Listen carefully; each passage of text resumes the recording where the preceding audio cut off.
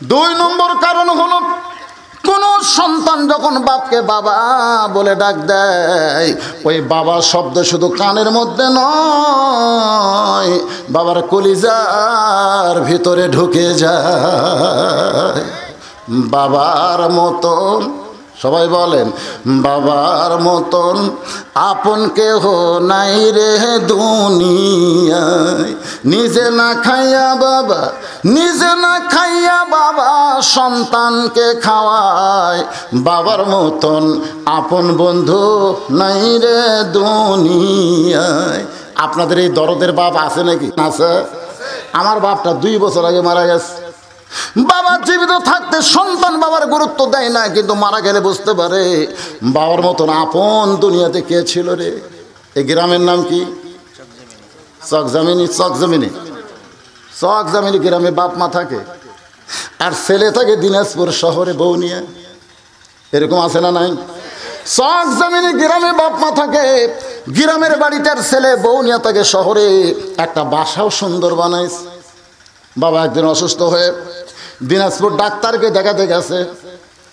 Doctor এত দামি doctor, রুগীর লম্বা সিরিয়াল হওয়ার কারণে দেখতে দেখতে রাত 9টা বাজে গেছে। রাত 9টা যখন বাজে, বাবা তখন চিন্তা করে এই দিনাজপুর থেকে চকজামিনী কেমনে যায়। এই দিনাজপুর থেকে রাত 9টার সময় চকজামিনী কেমনে যায়। এমন সময় মন বলতেছে, তোর চকজামিনী গ্রামে যাওয়া লাগবে কেন? তোর বেটার কি বাসা নাই? এই তোর বেটার বাসা নাই? মন বলতেছে। তো মনের তাগিদে বেটার বাসাত গেছে 9টার সময়। বেটার নাম হলো আব্দুল্লাহ। ধরে কোন বেটার নাম কি? আব্দুল্লাহ। আব্দুল্লাহ বেটা চিন্তা করে, সবাই আমাকে সাহেব বলে, স্যার বলে, আর এত রাতে ওর নাম ধরে ডাকার মরদ কে রে? সবাই আমাকে স্যার কয়, সাহেব কয়, আর আমার নাম ধরে ডাকতেছে মরদ কে রে? আপনারা বলেন তো এই মরদ কে? আমি সকালবেলা যখন বের হতাম, আব্বার সাথে প্রথম দেখা হতো। আব্বা বলতো, বুঝলু? খবর কি বাবা? বুঝলু? আমি কই গেরে, আমার পাশে 2-1 জন আছে, 2-1 জন লোক থাকে সবসময়, তো শরম লাগে। আমি একদিন বললাম, বাবা আমি একটা হাজি মানুষ, আমি একটা হুজুর মানুষ, বক্তা মানুষ, একে সরাসরি বুঝলু? আব্বা কয়, তোকে আবার হুজুর কয় লাগবি কে রে? আমার বাবা মারা গেছে। প্রতিদিন ওয়াজে বের হওয়ার সময় বাবার কবরে সালাম দেয়। যারা আমাকে দাওয়াত দিবার গেছেন তারা দেখেছেন, মাদ্রাসার মসজিদের পাশেই আমার বাবার কবর। আমি যত রাতেই বাসায় যাই না কেন, আমার বাবার কবরে সালাম দিয়ে তারপরে বাসায় যাই। কবরের পাশে দাঁড়ালে মনে হয় দুনিয়ার কত জায়গায় গেলাম, সবাই হুজুর হুজুর বলে ডাকে। বজলু নামের মধ্যে যে কি মধু ছিল বাবা, আর আমার কানে পড়ে না। আব্দুল্লাহ রাত 9টার সময় গেট খুলে বলতেছে, বাবা এত রাত্রে কেন আইছেন? বাবা কয়, আসবার চাইনি। আসবার চাইনি রে? ডাক্তার, এত রুগীর ভিড়, দেখতে দেখতে রাত 9টা বাজা গেল। এখন চকজামিনী গ্রামে কেমনে যায়? এই জন্য বেকায়দা তোর বাসায়। আব্দুল্লাহকে এত রাগ করছেন কেন? এত রাগ করছেন কেন? বাবা কয়, কি জন্য রাগ করি তুই বুঝিস না? তোর বাসার যে মালটা হয়ে আছে, ওই মালটা কিন্তু ভালো। তুই আমার ছেলে কত ভালো বাবা, কিন্তু কি হলো রে? আব্দুল্লাহ কয়, বাবা ওগুলো কথা আর তোলেন না বাবা, চলেন। বাবাকে নিয়ে রেস্ট রুমে বসাইছি, বসে বলতেছে, ইন্নাল্লাহা মা'আস সাবিরিন, বাবা একটু ধৈর্য ধরেন, আমি আসতেছি। আব্দুল্লাহ ঘরের মধ্যে ঢোকা থেকে বউ কম্বল গাওয়ার দিয়ে শুয়ে আছে। আব্দুল্লাহ কয়, কে রে বিবি, আমার বাবা আসে না রে, আজকে বিপদে পড়ে আইছে, বাবার সামনে একটু খাবার দাও, বাবা খুশি হবে। বউ বলতেছে, তুমি জানো না গো, সকাল থেকে আমার মাজা বেদনা করতেছে, আমার পিঠের মধ্যে খালি শিরশির করতেছে গো, আমি আর উঠতে পারলাম না, তোমার বাপকে তুমি খাবার দাও। বাবা বলতেছে, আব্দুল্লাহ আমি কি বুঝিনি কে রে? আমি কি বুঝি না? আমার অসুস্থ বউকে তো কষ্ট দেওয়া লাগবে না, আমি খাইয়ে যাচ্ছি বাবা, খালি থাকার জায়গা দে, আমার খাওয়া লাগবে না। অসুস্থ বউরে কষ্ট দিস না বাজার, আমার থাকার জায়গা দে। এবার আব্দুল্লাহ বলে, বাবা সত্যি কি খাবেন না? বলে, না খাইছি বাবা। বাবা তাহলে এই ঘরের মধ্যে আপনি ঘুমান। বাবার 9টার সময় না খেয়ে ঘুমিয়ে গেছে। রাত যখন 11টা বাজছে, এমন সময় আব্দুল্লাহর শালা বইয়ের ভাইকে আপনারা কি কন, শালা এসে গেটে ডাকতেছে, শেফালি আপা, আব্দুল্লাহ বই না হলো শেফালি, শেফালি আপা। সঙ্গে সঙ্গে আব্দুল্লাহর বউ কম্বল ফেলা দিয়া বিড়াল যেমন ইন্দুর ধরে মারছে লাভ। আব্দুল্লাহ তাকায় তাকে কম্বল আছে, বউ নাই। আপনারা বলেন তো বউ কোন জায়গায়? দরজা খুলে বলতেছে, ভাইরে এত রাত্রে কোত্থেকে আসলি? বলে ক্যারাম বোর্ড খেলতে খেলতে রাত হয়ে গেছে, ঘড়ির দিকে তাকাইনি। কি খাবি বল? ভাই বলতেছে, আপা এত রাত্রে কিছু খাওয়া লাগবে না। বোন বলে, পাগল হয়েছিস তুই? না খাইয়া ঘুমাইলে আমার চোখে ঘুম ধরবে না। বল কি খাবি? ডাইনিং টেবিলের চেয়ারে বসাইয়া মাছ গরম, গোস্ত গরম, ভাত গরম, এগুলো সব গরম করে এনে ভাইয়ের সামনে এসে ভাইয়ের মাথায় হাত দেয়, বলতে যে খা ভাই, খা ভাই, তুই না খাইলে কিন্তু আমার কলিজার মধ্যে শান্তি নেই। আব্দুল্লাহ ঘরের ভিতর থেকে চিন্তা করে, 9টার সময় আমার বাবা এসে তোর মাজা বেদনা, পিঠ শিরশির। 11টার সময় খাবাই খাবাই, ব্যাপার কি? 12 হইয়া দেখে 5 তরকারি গরম ভাত, শালার মাথায় বইয়ের হাত। 5 তরকারি, জোরে কোন কয় তরকারি? গরম ভাত, শালার মাথায় বইয়ের হাত। খালি বলতেছে আর এক টুকরা খাওয়া।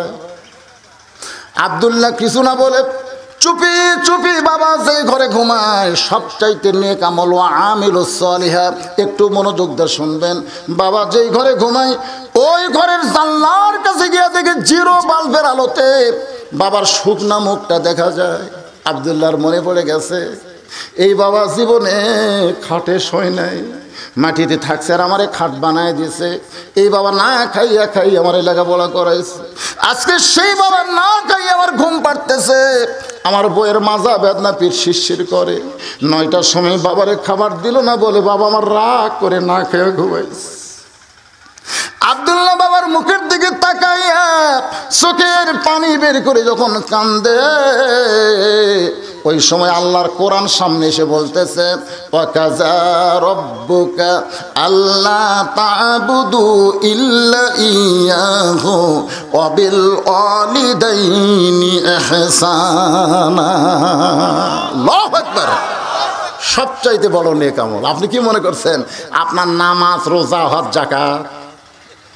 যদি বাপ মার সাথে আপনি খারাপ ব্যবহার করেন, একটা ইবাদত আল্লাহ কবুল করবে না। জোরে কোন কথা ঠিক কি না? তাহলে সবচাইতে বড় নেক আমলটা খেয়াল করবেন।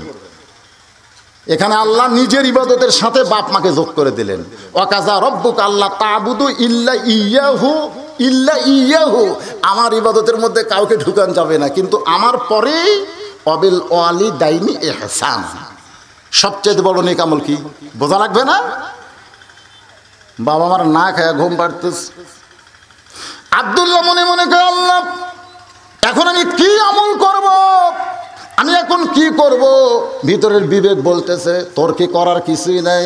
সবচাইতে বড় নেক আমল হলো যে বউয়ের কারণে তোর বাবা না খায়া ঘুম পাড়তেছে, ওই বউকে সাইজ করাই হলো তোর সবচাইতে বড় নেক আমল। জোরে কোন কি আমল? নামাজ পড়ার আগে বউ সাইজ করা লাগবে।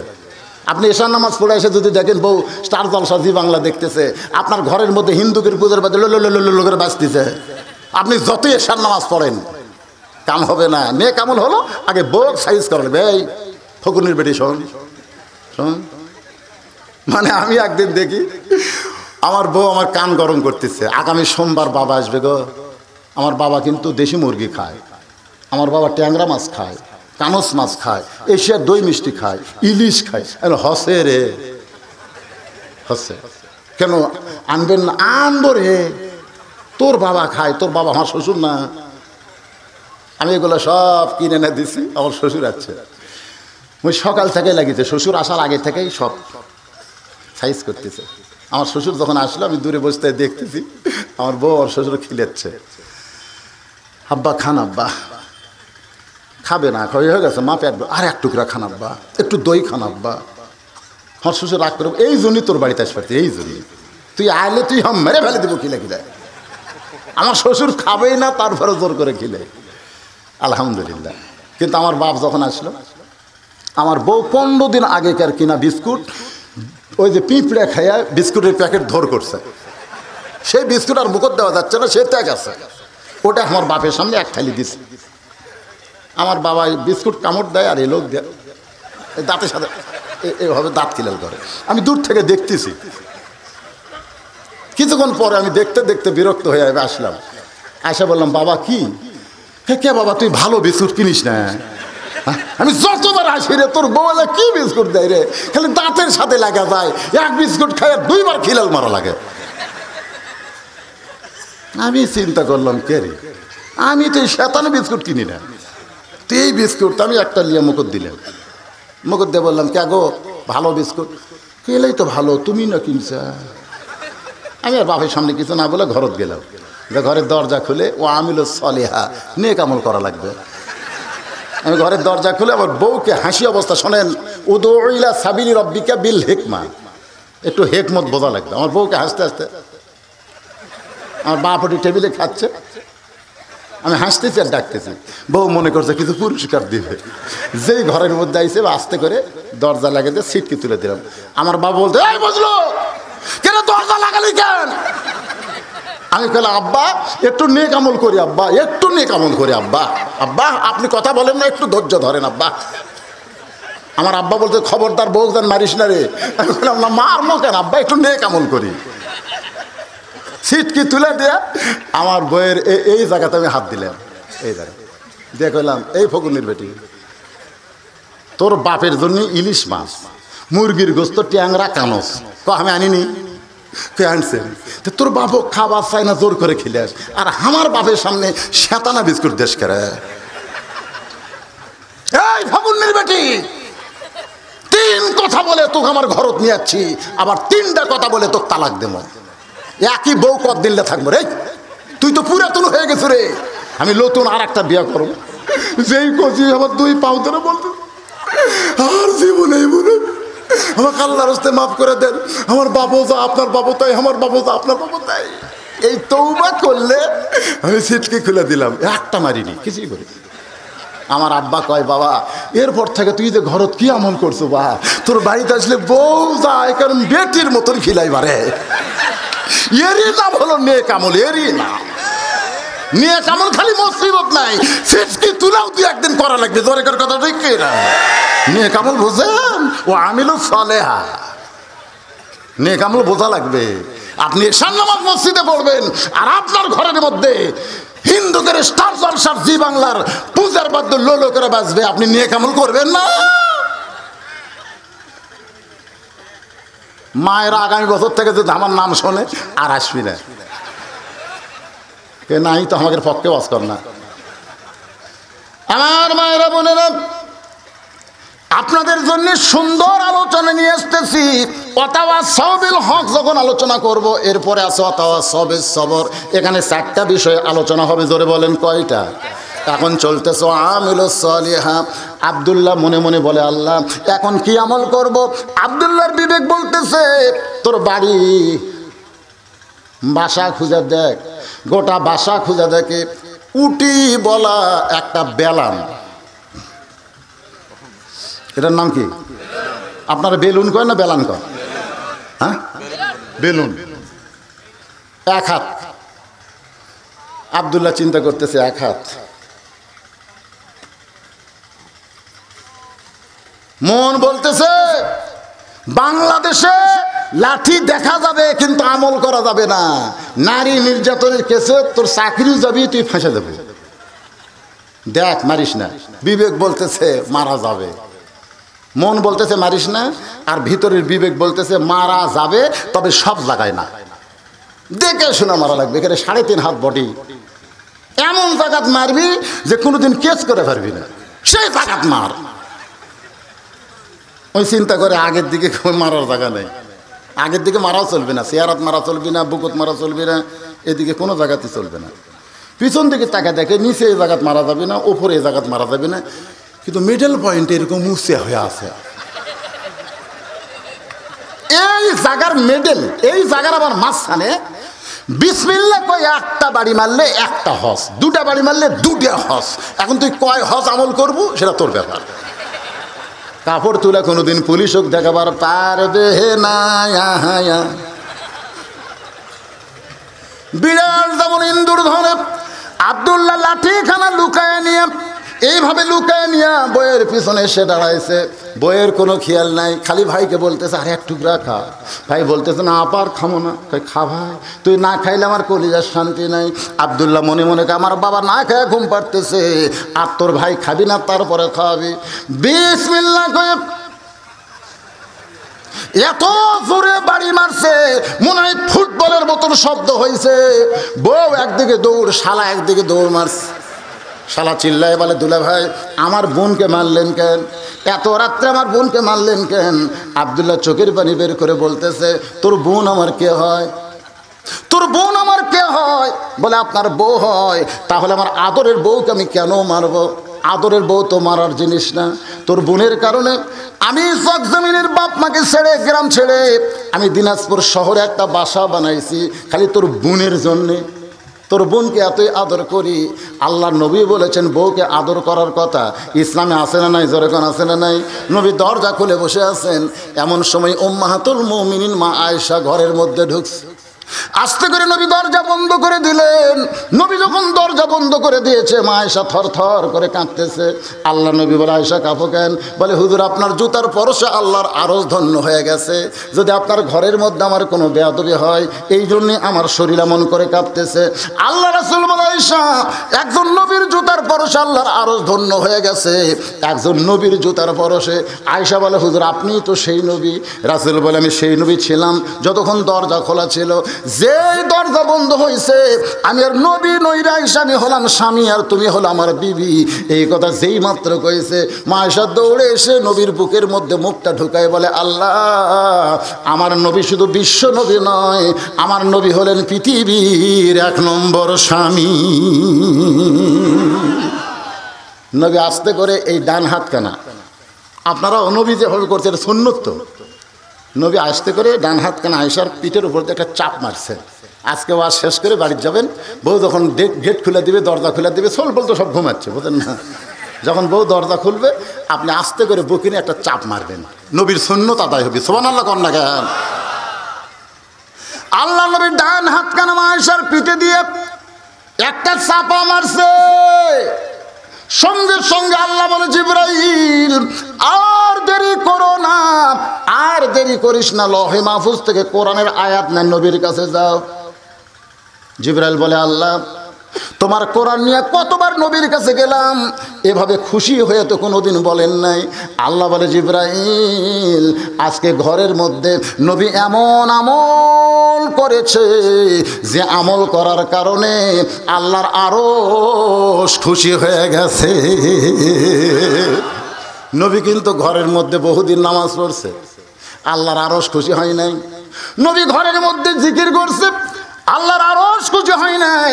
কিন্তু আজকে আল্লাহর নবী কি আমল করতেছে যে আমলে আল্লাহর আরশ খুশি হয়েছে, তার মানে বোঝা গেল নামাজের চাইতে জিকিরের চাইতে নিজের বউকে বুকের মধ্যে নেওয়া হলো আল্লাহর কাছে বড় আমল। এ সুবহানাল্লাহ কন্যা কেন? মেয়ে মানুষ বলতেছে এইবার বল হচ্ছে, এইবারে হচ্ছে। লিসেন আপনারা কোন তো এই সপ্তাহের মধ্যে বউয়ের সাথে কোলাকুলি করছেন? কোলাকুলি বোঝেন না, কোলাকুলি বোঝেন না। আল্লাহুম্মা জিদ মুহাব্বাতাল লিল্লাহি ওয়া লিরাসূলি আসো। ফেরেশতা জিবরাইল এসে সালাম দেয়, আসসালামু আলাইকা ইয়া রাসূলুল্লাহ। সঙ্গে সঙ্গে চুমকে উঠছে। আয়েশা বলতেছে হুজুর চুমকে উঠলেন কেন? বলতেছে জিবরাইল আইছে রে। আয়েশা বলে ইয়া রাসূলুল্লাহ আপনি আমাকে বুকের মধ্যে চেপে ধরে আছেন, আর এই সময় আল্লাহ জিবরাইলকে পাঠালো। নবী বলতেছেন আয়েশা চিন্তা করো না, স্বামী স্ত্রী যখন প্রেম করে তখন দুনিয়ার কেউ জানে না শুধু আল্লাহ ছাড়া। সরে কারণ সুবহানাল্লাহ। আপনারা বলেন তো স্বামী স্ত্রী যখন ভালোবাসা করে তখন কি জানলা খোলা করে, দরজা খোলা করে, ছোট বাচ্চার সামনে করে? দেখবেন ছোট বাচ্চাও যদি থাকে দাদির কাছে দিয়ে আসো, যাও দাদির কাছে দিয়ে আসো। মানে আমার একটা বুড়া বয়সের বেটি আছে, খুব দুষ্ট। আমি তো বউকে একটু আদর করবো, ওই সরে না। তখন আমার বউ কয় দাদির কাছে দিয়ে আসো, নয় নানির কাছে দিয়ে আসো। যদি কিছু না পারো গোটা কাকে লজেন দিয়া যা বেড়া যা, লজেন খাও, লজেন খাও। এটা হলো ভালোবাসা, এটা হলো ভালোবাসা। নিজের জন্ম দেওয়া বাচ্চা 2 বছরের বয়স হলে তাকে অন্য জায়গায় থুয়ে আসে বোক ধরা প্রেম করা লাগবে। আর এখনকার 14ই ফেব্রুয়ারি শালা মানুষের মধ্যে কাতি মাসা কুত্তার মতন লাগিয়েছে। তোর কোন কথা ঠিক যেটি সেটি যেটি সেটি হ্যাঁ হ্যাঁ, ভালোবাসা কাক কয় আল্লাহর কয়, এটাও নেক আমল। সুবহানাল্লাহ কর না কেন? ওয়া আমিলুস সালিহাত। ফেরেশতা জিবরাইল বলে, নবী গো, আপনি ঘরের মধ্যে কি আমল করতেছেন, আপনি ঘরের মধ্যে কি আমল করতেছেন এটা আমি জিবরাইল জানি না, আল্লাহ জেনে কোরআনের আয়াত নাজিল করেছেন। হুন্না পড়েন, হুন্না লিবাসুল লাকুম ওয়া আনতুম লিবাসুল লাহুন্না। রে শালা, তোর বোন আমার বউ হয়, তোর আদরের বোন আমার আদরের বউকে আমি কেন মারলাম? আয়। শালা বলতেছে, আমারও মারবেন নাকি? বলে, তোরে মারবো না, তোকে একটু দেখাবার চাই। এবার শালার হাত ধরে নিয়ে গেছে, বাবা যেই ঘরে ঘুমাই, জানলার কাছে বলতে, তাকায় দেখতো ঘরের মধ্যে মানুষটা কে? শালা বলতে, দুলা ভাই, বাবা কখন আইছে? আপনার বাবা কখন আইছে? বলে, 9টার সময়। 9টার সময় আমার বাবা আইছে। তোর বোন কইছে মাজা বেদনা, পিঠ শিরশির করে, আমার বাবা না খায়া ঘুমাইছে।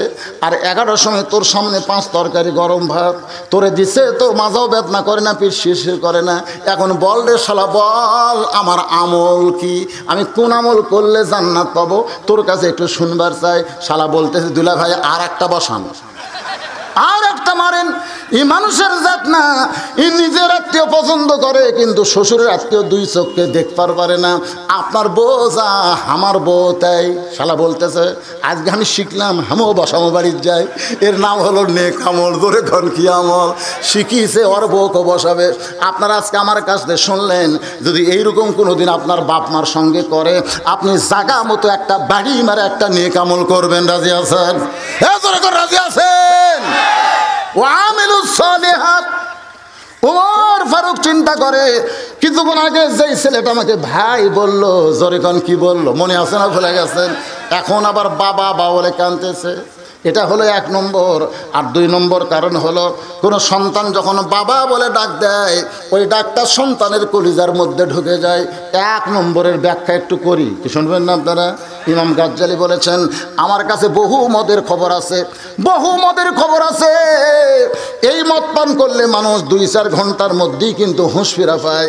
কিন্তু এমন একটা মদের খবর আমার কাছে আছে, যেই মদ পান করলে আজরাইল না দেখা পর্যন্ত হুঁশ হয় না। সমস্ত ছাত্র বলে, হুজুর সেই মদের নাম কি, যেই মদ পান করলে আজরাইল না দেখা পর্যন্ত হুঁশ হয় না? ইমাম গাজ্জালি বললেন, সে মদের নাম হলো দুনিয়ার মহব্বত। দুনিয়ার মহব্বত যদি কারো ভিতরে একবার ঢোকে, দেখবেন ওই এমন মাতাল হয়। এরকম লোকদের দেখায়, ও যে হুজুর দেখতেছেন না, ও যে সামনে জমি, ওটা আমার হুজুর। জমির পাশে যে পুকুর, ওটাও আমার। পুকুরের সাইডে যে দেখতেছেন বাড়ি, ওটাও আমার। তো সবই যদি তোমাকে হয়, আল্লাহর কোনটা? ফেরেশতা কয়, আল্লাহ এই যে সব দেখা, এটা আমার, এটা আমার। আল্লাহ কই, মাতাল হসে রে, মাতাল হসে। তা আজকে আমার সামনে যারা বসে আছেন, আপনারা কি মাতাল না ভালো? কারা কারা সুস্থ একটু আল্লাহ দেখান তো, হাত দেখে যারা সুস্থ আছে। লিল্লাহে তাকবীর, হাত নামান। এখন আপনারা বলেন, ভাইজান শোনেন, কোন সুস্থ মানুষ দুনিয়ার ব্যাংকে টাকা রাখা পছন্দ করবে না জান্নাতের ব্যাংকে? না, সুস্থ তারা হবে। কারণ দুনিয়ার ব্যাংকের টাকার কোনো গ্যারান্টি নেই, আপনি মরার সাথে সাথে অন্য কেউ ভাগা খাবি, জোরে কোন কথা ঠিক কিনা? আর জান্নাতের ব্যাংকে টাকা রাখলে এই টাকা শুধু আপনিই পাবেন, অন্য কেউ পাবে না। হয়তো বলবেন, হুজুর দুনিয়া থেকে জান্নাতের ব্যাংকের টাকা কেমনে রাখা যায়?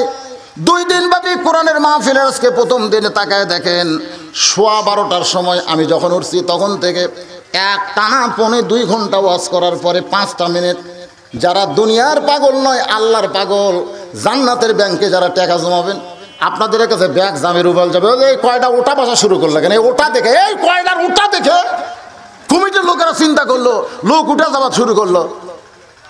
এই কেউ শুনবেন রে? যারা উঠতেছে শোনেন, 2টা ঘন্টা পেশাব যদি বন্ধ করে আপনি আটকায় না রাখতে পারেন, আপনি বউ আটকাবার পারবেন না। লেখেলেন 2 ঘন্টা যারা পেশাব আটকায় কোরআনের মাহফিলে বসে থাকা পারে না, এরকে বউ আটকেবে না, ওভার ডিউটি মারবে। কি কথা রে বারে? এবার কারা কারা ওটা দেখি তো, দেখি। 4টা বিষয়ের বড় ওয়াজ হবে। একটা ঈমান, 2 নম্বর নেক আমলের ওয়াজ চলতেছে, অথবা সবেল হক শুনবেন না? 17 তারিখে মুদি আসবে, মুদি শুনবেন না? অথবা সবেল হক এই হক কথাটা বলা লাগবে, হক পথে থাকা লাগবে, এরপরে অথবা সবে সবর। এটা হলো সূরা আসর। যদি ক্ষতির হাত থেকে বাঁচতে চান তাহলে এই চারটা বিষয় আলোচনা শুনে আমল করা লাগবে। ওটা বসা করেন কেন? কি উঠবেন? কাপড় নষ্ট হবে। যারা কবি যে কাপড় নষ্ট হবে, আপনি খালি আল্লাহর কোরআনের দিকে খেয়াল করেন।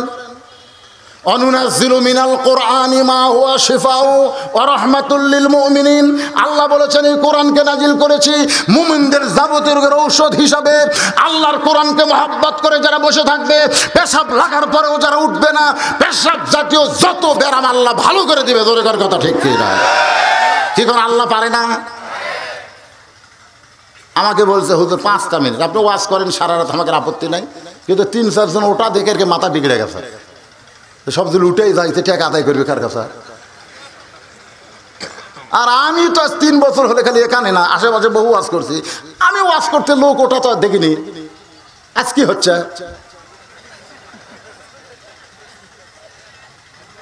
ওমর ফারুক ছেলের সামনে খাড়া আছে, কি হয় একটু শোনার দরকার নাই? উঠেন কেন? যেই বলেছে জল্লাদ, সমস্ত সাহাবীরা চমকে উঠছে, সমস্ত সাহাবী চমকে উঠছে। ওমর ফারুক জল্লাদকে কেন ডাকতেছে? এমন সময় জল্লাদ এসে বলে আমির আল মুমিনিন, আমি জল্লাদকে আপনি কেন ডাকতেছেন? ওমর ফারুক বলে জল্লাদ, আমার আদরের সন্তান আবু শামা মদ পান করেছে। আমার আদরের সন্তান আবু শামা কি পান করছে? মদ পান করেছে। আল্লাহর বিধান হলো মদ পান করলে তাকে 80টা বেত্রাঘাত করা লাগবে। আমার সন্তানের পিঠের উপরে, দেহের উপরে তুমি 80টা বেত্রাঘাত করো। ওমর ফারুক জল্লাদের হাতে চাবুক দিলেন। জল্লাদ চাবুক নিয়ে মার শুরু করলেন। ওমর ফারুক গুনতেছে 1, 2, 3। যে মাত্র 3টা চাবুক মারছে ওমর ফারুক, এক দৌড়ে গিয়া জল্লাদের হাত থেকে চাবুকখানা কাইড়া নিয়ে, জল্লাদের হাত থেকে চাবুক কাইড়া নিয়ে ওমর ফারুক বলে জল্লাদ সত্যি করে বলো, তুমি সত্যি করে বলো তো আমার আবু শামাকে 3টা আঘাত করেছো, এই আঘাতটা তুমি কার খেয়ালে করছো? তুমি কার খেয়ালে আঘাত করছো? আল্লাহর শপথ করে বলো। জল্লাদ চোখের পানি বের করে বলতেছে আল্লাহ আছে আসমানে আর আপনি আছেন আমার সামনে। খুব খেয়াল করবেন, আল্লাহ কোথায় আছে? আসমানে, আর আপনি আমার সামনে। আল্লাহর বান্দাকে আঘাত করতেছি, আপনার সন্তানকে আঘাত করতেছি।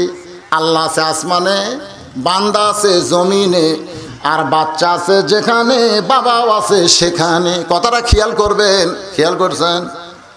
কাক মারতেছে? আল্লাহর বান্দা। জোরে কোন কার? আল্লাহর কে? আবু শামা আল্লাহর কে? আল্লাহ কোথায়? আসমানে। আপনি আছেন জমিনে। সন্তানের সামনে, সন্তানের চামড়ায় আঘাত লাগে, কিন্তু আঘাতটা লাগে বাবার কলিজায়। এই জন্য আপনি সামনে বসে থাকার কারণে আমি 3টা চাবুক মারছি, কিন্তু জোরে মারতে পারি নাই। আরও জোরে মারতে পারবো, কিন্তু মারতে পারি নাই কারণ আপনি আমার সামনে বসে আছেন।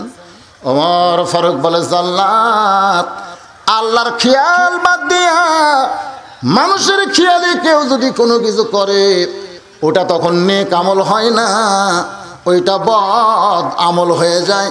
ও আমিলুস সলিহা, যদি নেক আমল করতে চাও তাহলে সব খেয়াল বাদ দিয়ে আল্লাহর খেয়ালে করতে হবে।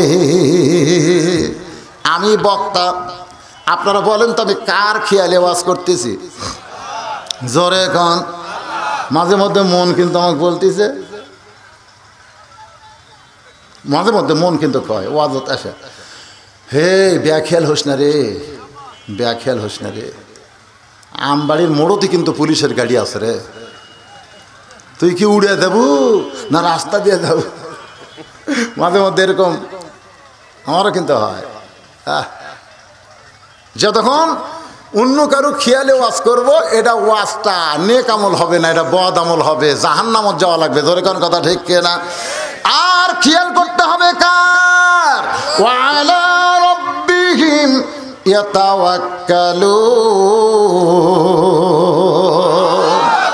ওমর ফারুক চাবুক কাইডা নিয়ে বলতেছে আমার সন্তানকে আমি দৌড়া মারব, আমার সন্তানকে আমি দৌড়া মারব। সমস্ত সাহাবীরা চিন্তা করে, আবু শামা তো জল্লাদের ছেলে না, আবু শামা হলো ওমরের ছেলে। আর বাবা যখন সন্তানকে মারবে, ওই বারটা শুধু সন্তানকে লাগবে না, বাবারও অন্তরে আঘাত লাগবে। জোরে কোন কথা ঠিক কিনা? ওমর ফারুক চাবুক নিয়ে মার শুরু করলেন। জল্লাদ মারছে কয়টা? একটু খেয়াল করে শোনেন, কয়টা মারছে? ওমর ফারুক 2 থেকে গণনা শুরু করলেন।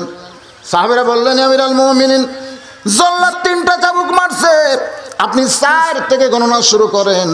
আপনি 4 থেকে না গুনে 2 থেকে কেন গুনতেছেন? ওমর ফারুক বলে, মানুষের খেয়ালে 3 বাড়ি, আল্লাহর খেয়ালের 1 বাড়ির সমান। যেই কইছে সমস্ত সাহাবী চমকে উঠছে। চমকে ওটা বোঝেন, আজ একটা কিছু হবে। ওমর ফারুক মারতেছেন, সন্তান কাঁদতেছে, ও বাবা এত জোরে কেন মারতেছেন বাবা? আমি মদ ইচ্ছা করে পান করিনি বাবা।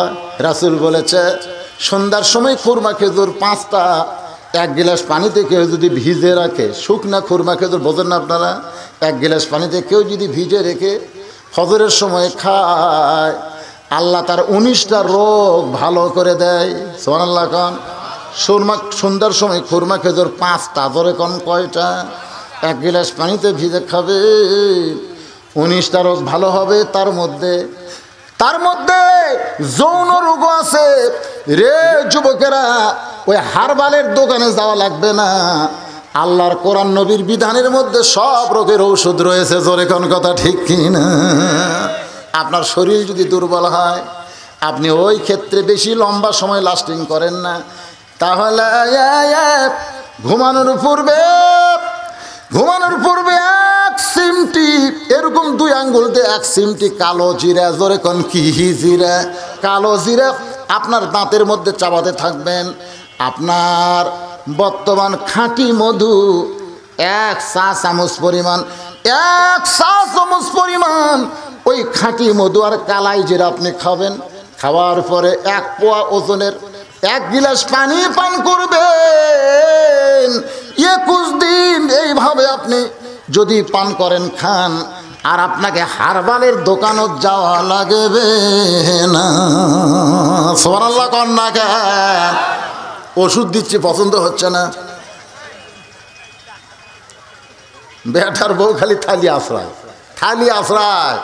শাউল কয়, কেমা এরকম থালি আশ্রাও, মগ আশ্রাও, খ্যাত করো, ব্যাপার কি? তখন কয়, আপনি তো জানেন না। এমনি কি হচ্ছে মা? কাছে এসে কয়, আপনার বেটা বালুস না কোল বালুস বোঝার উপায় নেই, মানুষ না কোল বালুস বোঝার উপায় নাই, চেতে না। এরকম আছে না নাই? জোরেখান আছে না নাই? আমি তাদের জন্য ওষুধটা বলতেছি। আর এটাও তো আমল রে, এটাও নেক আমল। একটু মনোযোগ দা কথাগুলো শুনবেন।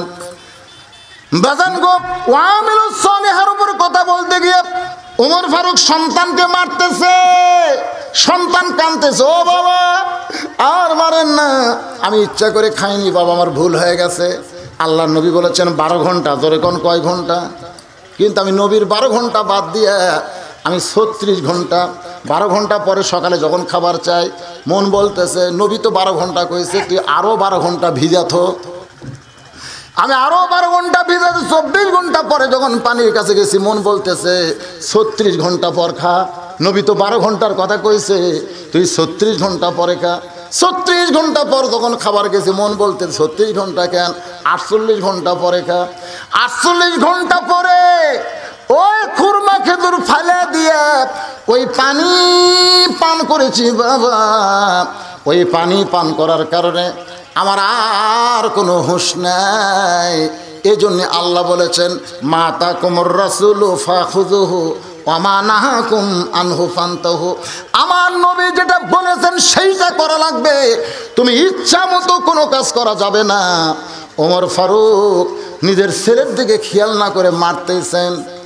যখন 30টা মারা হয়েছে, জোরে কোন কয়টা? 30টা চাবুক মারছে। ওমর ফারুক দেখে সন্তানের আর কোনো কান্নার শব্দ নেই, ও বাবা আমারে মারেন না লাগতেছে, এইরকম কোনো শব্দ নাই। ওমর ফারুক মার বন্ধ করে তাকায় দেখে আবু শামা বেহুশ হয়ে পড়ে আছে। ওমর ফারুক চেয়ারে বসলেন, চেয়ারে বসে বললেন, এক গিলাস ঠান্ডা পানি নিয়ে আসো। এক সাহাবী দৌড়ে গিয়ে এক গিলাস ঠান্ডা পানি এনে ওমর ফারুকের হাতে দেয়। ওমর ফারুক চেয়ারে বসে পানিটুকু পান করলেন। সাহাবীরা চমকে গেল। তারা মনে করেছিল ওই বেহুশ সন্তান কি পানি পান করাবে, কিন্তু সন্তানকে পানি পান না করায় নিজেই পানি পান করে বললেন, একে মারতে মারতে আমি দুর্বল হয়ে গেছি, আর এই দুর্বল অবস্থায় দৌড়া মারলে দৌড়া কার্যকর হবে না বলে পানি পান করলাম। গিলাসের তলায় সামান্য পানি ছিল, ওই পানিটা হাতের মধ্যে নিয়ে আবু শামার চোখে মুখে ছিটাই দিল। আবু শামা যেই মাত্র হুঁশ পাইছে, ওমর ফারুক আবার চাবুক মারা শুরু করলেন। মারতে মারতে যেই মাত্র 50টা হয়েছে, এমন সময় সাহাবীরা সবাই একসঙ্গে চিৎকার করে বলতেছি, আমির আল মুমিনিন, আর মারবেন না, আর মারবেন না, আর মারার দরকার হবে না, আর মারবেন না, আপনার আবু শামা মারা গেছে। যেই বলেছে আপনার আবু শামা মারা গেছে, ওমর ফারুক হাঁটু গেড়ে বসে সন্তানের কপালে একটা চুমা খাইলেন। জোরে কান সুবহানাল্লাহ।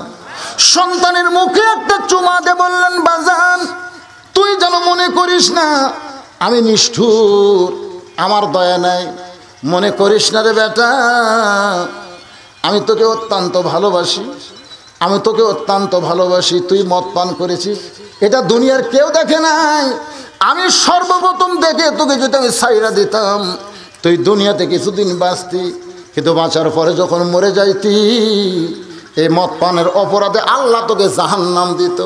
আমি একজন বাবা হইয়া আমার সন্তানের জাহান্নাম হোক, এটা আমি বাবা কেমনে যাব? আপনি বাবা হয়ে ফজরের নামাজ পড়েন, আর আপনার বেটা ল্যাপের মধ্যে ঘুম পাড়ে, আপনি মনে করতেছেন আমি জান্নাতে যাব। আপনি কেমন বাবা? আপনার সন্তান জাহান্নামে যাচ্ছে আর আপনি জান্নাতের ধান্দা করতেছেন। আপনার কাজ হলো ওই সন্তানকে ল্যাপের ভিতর থেকে তুলে ওযু করানোর পরে মসজিদে নিয়ে যাবেন। আমি আমার সন্তানকে কাফনের কাপড় পরায় দেব, আমি আমার সন্তানের জানাজার ইমামতি করব, আমি আমার সন্তানকে নিজের হাতে কবরের ঘরে নামায় দেব। এখানে 5টা কাজ। জোরে বলেন কয় কাজ? 1 নম্বর কাজ হলো সাহাবীদের বলতেছেন, তোমরা আমার সন্তানের জন্য কবর খোঁড়ো। 2 নম্বর কাজ হলো আমি আমার সন্তানকে গোসল করায় দেব। 3 নম্বর কাজ হলো আমার সন্তানকে কাপড়ের কাপড় আমি নিজেই পরাবো। 4 নম্বর কাজ হলো আমার সন্তানের জানাজার নামাজ আমি ইমামতি করব। 5 নম্বর কাজ হলো আমার সন্তানকে নিজ হাতে অন্ধকার কবরে নামায়া দিব। আপনারা কি আমলগুলোর দিকে খেয়াল করছেন? কাজ মানে কি? আমল। ধরে আরবিতে আমল, বাংলায় হলো কাজ। এখন আপনারা বলেন তো, কবর কারা খুঁড়বে? জোরে গান কারা? আজকে আমাদের বাংলাদেশে মানুষ মরলে কবর খোঁড়ে কারা? আমাদের বাংলাদেশে বিশেষ করে বগুড়াতে আমি দেখছি যারা কবর খোঁড়ে এরা হলো বেনামাজি। অধিকাংশ কবর যারা খোঁড়ে এরা বেনামাজি, নামাজ পড়ে না। মানুষ মরলে আশা করে 5 প্যাকেট সিগারেট দাও।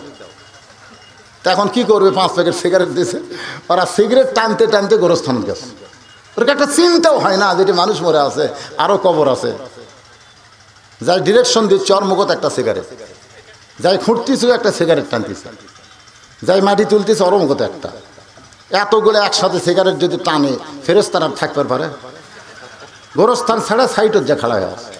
আল্লাহ কয় কেন ফেরেশতা গোরস্থান বাদ দেয় সাইডে গেল? বলে আল্লাহ যে হারে বিড়ি টানতেছে এই দুর্গন্ধে আমরা থাকতে পারতেছি না। আপনারা বলেন বিড়ি টানতে টানতে কবর খুললে কবরও কিন্তু বিড়ি বিড়ি গন্ধায়। কবরের মাটির মধ্যে ওই বিড়ির ছাই, কবরের মধ্যেও হয়তো বিড়ির পাশা, ধোঁয়া লাগে, একটা দুর্গন্ধ হচ্ছে। যাই মরিচক মাটি দিয়ে সবাই যখন চলে গেছে, মন কিনা করে আসা প্রশ্ন না করে আর চুল ধরে আগে তুলিছে। তখন ভয় আপনারা কেরা? আমরা মন কিনা কি তো প্রশ্ন বাদ দেয়। এই প্রশ্ন পরে আগে কোন বিড়ি খোর কবর খুললো? তোকে আমি কি তুই জানিস না? দুনিয়ার 50 বছর যে বাড়িতে থাকা যাবে না, সেই বাড়ির জন্য তুই ভালো মিস্ত্রি খুঁজলি, যে কোন মিস্ত্রি করলে তোর 3 তলা বাড়ি বেশি দিন লাস্টিং করবি, 50 বছর থাকতে পারবো না, সেই বাড়ি বানানোর জন্য ভালো মিস্ত্রি খুঁজছো। আর 50,000 বছর কবরে থাকা লাগবে। এই শয়তান, সেই কবর খোঁড়ার জন্য তুই ভালো মিস্ত্রি খোঁজ করলো না কেন? আপনার কি মনে করছেন বাঁচিয়া থাকতে এগুলা ওসিয়ত করা দরকার? আমি মরে গেলে নামাজি ছাড়া কোনো বেনামাজি আমার লাশ যেন কান্দত না লেয়। কোনো বেনামাজি নামাজের লাশ কান্দত নিয়েই তো শুরু হয়ে যাবে, শুরু হয়, বোঝেন না? ইমাম মালিকের কাছে প্রশ্ন করা হলো, হুজুর বেনামাজি সম্পর্কে বলেন। এখানে একটা ইয়ে দিছে, কি এটা দিছে বাবা? আচ্ছা, কোন নামাজের সম্পর্কে, বেনামাজি সম্পর্কে বলেন। ইমাম মালিক বললেন, শোনো, কোন বেনামাজি যদি মারা যায়, আপনারা শোনেন, কোন নামাজি তার জানাজায় যাওয়া যাবে না। কোন বেনামাজির জানাজায় যদি কোনো নামাজি যায়, তার আমল নামায় 1 হোক বা পাপ হবে। ছাত্ররা জিজ্ঞাসা করলে 1 হোক বা মানে কি? বলে উহুদ পাহাড় সমান।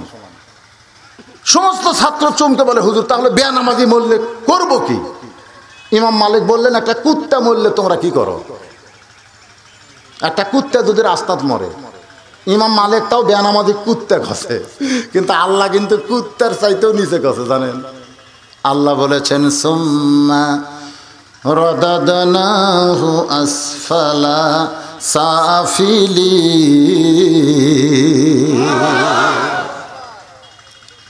রাস্তার মানুষ মরা কুত্তা পচে যাবে, পচে গেলে রাস্তার মানুষ দুর্গন্ধ রাস্তা হাঁটতে পারবে না। এই জন্য কুত্তার পায়ে দড়ি লাগায় টাইনা নিয়ে যায় একটা জায়গায় পুঁতে রাখতে হবে। ইমাম মালিক বললেন, একটা বেনামাজি মরলে তাকে গোসল করানো যাবে না, একটা বেনামাজি বললে তার কাপড় পরিবর্তন করা যাবে না, একটা বেনামাজি মরলে তাকে খাটনিতে কান্দে নেওয়া যাবে না, একটা বেনামাজি বললে তার জানাজা করা যাবে না, একটা বেনামাজি মরলে তার পায়ে দড়ি লাগায়া কোনো গোরস্থানের মধ্যে তাকে কবর দেওয়া যাবে না। বরং যেখানে গুমূত্র মলমূত্র যায় ওই পচা জায়গায় তাকে পুঁতে রাখা লাগবে। নামাজিরা যদি একটা বেনামাজি পুঁততে পারে, আর নামাজের জন্য কোনোদিন ওয়াজ করা লাগবে না। নামাজের জন্য ওয়াজ করা লাগবে? বেনামাজের কবি না রে, নামাজিরা খেপছে রে, শালা মরে গেলে তখন পুঁতে থুবি রে। কি কন আর ওয়াজ লাগবে? কত টাকার ওয়াজ লাগবে? এত তেলা, এত তেলা, ইসলামে এত তেলানোর কথা নাই। আজকে একটু মনোযোগ দিয়ে শুনবেন। ও আমিলুস সালেহার উপর কথা বলতেছি। ওমর ফারুক নিজের সন্তানকে গোসল করায় দিলেন। আপনারা বলেন তো, নিজের সন্তানকে কেন গোসল করাইলেন? কারণ মারতে মারতে অনেক জায়গায় চামড়া কেটে রক্ত বের হয়ে গেছে, ওই রক্তটা ঘষে ঘষে পরিষ্কার করা লাগবে। অন্য কেউ যদি রক্ত ঘষে পরিষ্কার করে, তাহলে বারবার আল্লাহর জিকির না করে উমরের কথা মনে করবে। কেমন বাপ, নিজের সন্তান এত কান্নাকাটি করলো, তারপরও এমন করে মারলো। নিজেই গোসল করে, নিজেই কাফনের কাপড় পরে জানাজার ইমামতি করবেন। কোন সন্তান লাশ হয়ে গেছে, বাবা যদি ইমাম হয়, আপনারা বলেন তো ওই জানাজা কেমন হবে? সন্তান লাশ, বাবা হলো ইমাম। এরকম একটা জানাজাত আমি ছিলাম, এইরকম একটা জানাজায় অংশগ্রহণ করেছিলাম। যে লাশ হলো রফিক সাইদি, আর ইমাম হলো আল্লামা দেলোয়ার হোসেন সাইদি।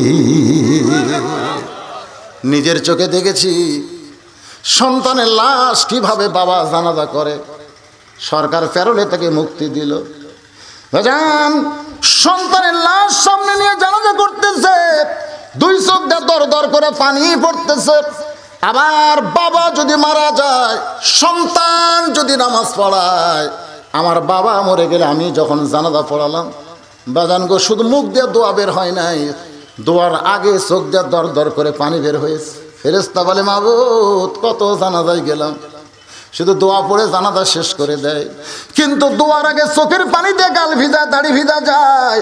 আল্লাহ বলে, ফেরেশতা, তোদের তো বাপ মানে, তোরা কেমনে বুঝবি? বেটার সন্তান বাবা, সন্তানের জানাজা বাবা পড়ায়, আবার বাবার জানাজা যদি সন্তান পড়ায়, দোয়ার সঙ্গে সঙ্গে চোখের পানি দিয়া শুধুমাত্র জানাজা হয় না, তার জীবনের সমস্ত গুনাহ খাতা আল্লাহ মাফ করে দেয়। তাহলে আপনারা মরে গেলে আপনাদের জানাজা যদি আপনাদের সন্তান পড়াবার পারে, তাহলে আপনাদের ভাগ্যটা কেমন হবে? এজন্য ভাইজান, আপনার সন্তান যদি 2টা থাকে, একটা সন্তানকে কোরআনের মাদ্রাসায় দেন, একটা সন্তানকে কোরআনের মাদ্রাসায় দেন। ওমর ফারুক জানাজা শেষ করে এক দৌড়ে কবরের মধ্যে ঢুকে গেলেন। কবরের মধ্যে ঢোকার পরে সাহাবীরা আবু শামার দেহখানা যখন হযরত ওমরের হাতে দেয়, ওমর ফারুক নিজের হাতে তার সন্তানকে কবরের ঘরে নামায় দিয়ে হাঁটু গেড়ে কবরের মধ্যে বসে আবার আবু শামার কপালে একটা চুমা দিলেন। মুখ বের করে থুতুরির উপর চুমা দিলেন। চোখের পানি সন্তানের কাফনের উপর পড়ে গেল। কান্দারে বলে, বাজান রে, আমি নিষ্ঠুর নই, আমি তোকে অত্যন্ত ভালোবাসি বাবা, আমি তোর একজন ভালো বাবা। আল্লাহ রাসূল বলেছেন, কিয়ামত পর্যন্ত পৃথিবীতে দুই ধরনের বাবা হবে। যারা আসল বাবা তারা সন্তানের দুনিয়াও ভালো চাবে, আখিরাতও ভালো চাবে। আর যারা ভেজাল বাবা এরা খালি সন্তানের দুনিয়া ভালো চাবে, কিন্তু আখিরাতে কি হবে এইটা খেয়াল করবে না। অধিকাংশ বাবাই হলো ভেজাল, খালি সন্তানের গাড়ি চাই, বাড়ি চাই, ধনী হওয়ার করবার চাই, জমা জমি চায়। কিন্তু সন্তান মরে গেলে কোথায় থাকবে? দুনিয়াতে তোমার সন্তানকে শহরে বাসা বানায় দেওয়ার আগে মরার পরে তোমার সন্তান জান্নাতে যেন একটা বাড়ি পায়, এই চেষ্টায় বাবার করার দরকার আছে না নাই? জোরে গান আছে না নাই? ওমর ফারুক জানাজা কবরে মাটি দাও কমপ্লিট করে সমস্ত সাহাবীরা যখন কবর ছেড়ে চলে যায়, ওমর ফারুক আবু শামার কবরের পাশে দাঁড়িয়ে থাকলেন। সবাই দূর থেকে তাকায় দেখে পাথরের মতন, খুঁটির মতন ওমর ফারুক দাঁড়ায় আছে। বাজানগো কিছুক্ষণ পরে ওমর ফারুক হাঁটু গেড়ে বসে কোমরের ভিতর থেকে চাবুকখানা টেনে বের করলেন। ওই চাবুক বের করে বললেন, আল্লাহ, মদ পান করলে 80টা বেত্রাঘাত করতে হবে, আমি 50টা করতেই আমার সন্তান মারা গেছে, তাই বলে মনে করো না তোমার আইনকে আমি অমান্য করব। আল্লাহ গো, দেহে মারতে পারি নাই তো কি হয়েছে? আবু শামার কবরের উপর আঘাত করতে চাই। 51 থেকে আঘাত করে যেই মাত্র 80টা দৌড়া মারা হলো, ওমর ফারুক চাবুক ফেলে দিয়ে 2টা হাত আল্লাহর দরবারে তুলে বলতেছে, আল্লাহ, আমার আবু শামাকে তুমি জান্নাত দাও। সমস্ত সাহাবীরা চিন্তিল্লায় বলে, ওয়া আমিলুস সালিহাত, এর চাইতে নেক আমল কি হবে? সন্তান অন্যায় করার পরে যে সন্তানের উপরে আল্লাহর হুকুম আমল করে, এইটাই হলো দুনিয়ার সব চাইতে বড় নেক আমল। 3 নম্বর হলো তাওয়াসবিল হক, হক কথা বলতে হবে। হক কথা বলতে গিয়ে যদি জীবন যায়, 72 জন সঙ্গী নিয়ে একটু খেয়াল করবেন। 72 সঙ্গী নিয়ে হোসাইন রাদিয়াল্লাহ কারবালার প্রান্তরে তাবু টাঙ্গাইছে। জোরে কোন কি টাঙ্গাইছে? রাতটা যখন গভীর হয়ে গেল, চারিদিকে 4000-এর বেশি সৈন্য। ভাইজান একটু মনোযোগ দেন, ঘড়ি আমার কাছে আছে, টাইম মতো আজ শেষ করব। 4000 সৈন্য সবাই তাবুকে তাক করে অস্ত্র টার্গেট করেছে। গভীর রাত্রে 2 জন সাহাবী তাবুর মধ্যে ঢুকলেন। তাবুর মধ্যে ঢুইকা থেকে হযরত হোসাইন কোরআন তেলাওয়াত করতেছে। একজনের নাম হলো আব্দুল্লাহ ইবনে মাসউদ, আর একটা হলো আব্দুল্লাহ ইবনে ওমর। হোসেনকে বলতে, হোসাইন, তুমি শুধু মুখে মুখে ইজিদকে মেনে নাও, তুমি শুধু মুখে মুখে ইজিদকে মেনে নাও, তুমি এই কারবালা থেকে মদিনায় সসম্মানে ফেরত যাবে, তুমি সসম্মানে মদিনায় ফেরত যাবে, খালি মুখে মুখে মেনে নাও। আর যদি মেনে না নাও তাহলে হয়তো দুনিয়া থেকে ওরা তোমাকে বিদায় করে দিবে। আপনারা বলেন তো, এমন প্রস্তাব পাওয়ার পরে হক কথা কাকে বলে? সেইটা জান্নাতি যুবকদের সর্দার হোসাইন আমাদেরকে জানাই দিল, হে দুনিয়ার মুসলমানেরা শোনো, তোমাদের চাইতে আমার সম্মান কম না। আমার নানা পিঠের উপরে নিয়ে ঘোড়া হয়ে আমারে নিয়ে খেলছে, আমার নানা আমাকে বুকে না নিয়ে ঘুমাই নাই। আমি সেই হোসাইন সেদিন চিৎকার করে বললাম, রে আব্দুল্লাহ ইবনে মাসউদ, শোনো, ইয়াজিদকে মুখে মুখে মেনে নিলে আমার জীবন বাঁচবে, কিন্তু আমার ঈমান বাঁচবে না। একটা মুসলমানের হক কথা হলো, দরকার হলে জীবন চলে যাবে, কিন্তু ঈমানকে এক মুহূর্তের জন্যেও তারা হারাতে চাবে না। দরকার হলে জীবন যাবে, কিন্তু ঈমান, কথা কন না কেন? ঈমান হারা হবেন, ঈমান হারা হবেন। ঈমান কাড়া নেওয়ার ষড়যন্ত্র হচ্ছে, দেরি করেন। ঈমান কাড়া নেওয়ার ষড়যন্ত্র হচ্ছে, বুঝবার পারতেছেন না? গজওয়ে হিন্দ রাসূল বলেছেন গজওয়ায়ে হিন্দ শুরু হবে। হাদিসটা পড়লাম কয়েকদিন হয়ে, হাদিসটা আমি পড়তেছি। ওয়াজের শেষের দিকে হাদিসের একটা বাংলা অনুবাদ করে আপনাদের শোনাই দেয়, শোনেন। এই যুদ্ধ প্রথম হিন্দু মুসলমান শুরু হবে, পরে হিন্দুদের পক্ষে বৌদ্ধ, খ্রিস্টান, ইহুদি সবাই যোগ দেবে। মুসলমানের পক্ষে কেউ থাকবে না। মুসলমানের পক্ষে শুধু থাকবে কে? আরো জোরে বলেন। কিন্তু এই মুসলমানের মধ্যে আবার ফিতনা শুরু হবে, আর আবার বহু দল হবে। আল্লাহ রাসূল বলেছেন এই গজওয়ায়ে হিন্দে যারা অংশগ্রহণ করবে তারা বদরের যুদ্ধে অংশগ্রহণ করার সমান সওয়াব পাবে। এই গজওয়ায়ে হিন্দে যারা শহীদ হবে বদরি শহীদের মর্যাদা দিয়ে তাদের একসাথে জান্নাত দিবে। মুসলমানের রক্তে মুসলমানের পায়ের টাকনু পর্যন্ত ডুবে যাবে। এরপরে একদল মুসলমান আল্লাহকে ছাড়বে না, ঈমান ছাড়বে না। আল্লাহ তখন তাদের হাতেই গোটা পৃথিবীর বিজয় দিয়ে দিবে। জোরে কোন সুবহানাল্লাহ। ভাইজান, ওয়াতাওয়াসাবিল হক, সবচাইতে বড় হক কথা হলো জীবন দিব কিন্তু ঈমান। ওয়াতাওয়াসাবিস সবর, 4টি বিষয়ের উপর আজ হচ্ছে সূরা আসর। ওয়াতাওয়াসাবিস সবরটা কি? কোনোদিন বাচ্চা হয় নাই, মায়ের প্রথম বাচ্চা হবে, ওই বাচ্চার প্রসব বেদনা কিন্তু মা জানে নাকি? কারণ কোনোদিন তো হয় নাই। কি বলবো প্রসবের কথা, মা বিনে সেই ব্যথা কেউ তো বুঝবে না। মাজন ঠেকিয়া সন্তানের দায়, অকালে মা মারা যায়। কেন সে মায়ের ভক্তি করো না, এমন দরদি ভাবে কেউ হবে না আমার মা গো। যখন বেদনা শুরু হয় মা কি কয় জানেন? মরে যাব, বিষ খাবো, গলার দড়ি দিব, এই কষ্ট সহ্য করা যাচ্ছে না। ইতিমধ্যে দাদি আর নানি দৌড়ে আসে, এসে কপালে পানি দেয়, বুকে পানি দেয়, কয় কান্দিস না, ধৈর্য ধর। ওয়াতাওয়াসাবিস সবর, ধৈর্য ধর, ধৈর্য ধর। মরে যাচ্ছি, এত বেদনা হয়, ধৈর্য ধর। দাঁতের উপর দাঁত দেই, দাঁত দেই, দাঁতের উপর দাঁত দেয়, ধৈর্য ধরায়, কপালে পানি দেয়, বুকে পানি দেয়। এক সময় এত তীব্র ব্যথা হয়, মা ধৈর্য ধরে। ওয়াতাওয়াসাবিস সবর, দেখি ধৈর্যের ফল কি হয়। কঠিন ধৈর্য ধরে, মা বেহুশ হয়ে যায়। মা যখন বেহুশ হয় পিছন দিক থেকে রক্তের ঢেউ যাচ্ছে। ধাত্রী মা সন্তান বের করতে গিয়ে যখন মাথা বের হয়, সন্তান যখন মে মে মে বলে কান্দে, ওই কান্নার শব্দটা মায়ের কানে যায়, মা হুঁশ ফিরে পায়। কে কানলো রে, কে এমন করে কাঁদল? সন্তানকে গোসল করে মায়ের সামনে যখন দেয়, মা সন্তানকে বুকের মধ্যে নিয়ে জিহ্বাটা বের করে ওই গোলাপের পাপড়ির মতন ঠোঁটে জিহ্বা লাগায় দেয়। দাদি নানি তিরস্কার বলে, এরই জন্যে গলায় দড়ি দিবার চাইলি, এর জন্য বিষ খাবার চাইলি, এ তোর এত কষ্ট দিয়ে আসলো রে, একে লাত্তি মারা ফেলা দে, একে বুকের মধ্যে কেন নিলি? মা মুচকি মুচকি হাসের বলে, দাদি এত কষ্টের পরে এত শান্তি, এত কষ্টের পরে এত শান্তি আগে বুঝবার পারিনি দাদি, তাই ভুল করে আবল তাবল বকেছি। আজকে বাংলাদেশের কোরআনের পক্ষের মানুষগুলো শোনেন, জেল হবে, জুলুম হবে, রিমান্ড হবে, ফাঁসি হবে। ভালো দোতলা বাড়ি বাদ দিয়ে আলুর বাগুড়ের মধ্যে রাত্রেবেলা ঘুম পাড়া লাগবে।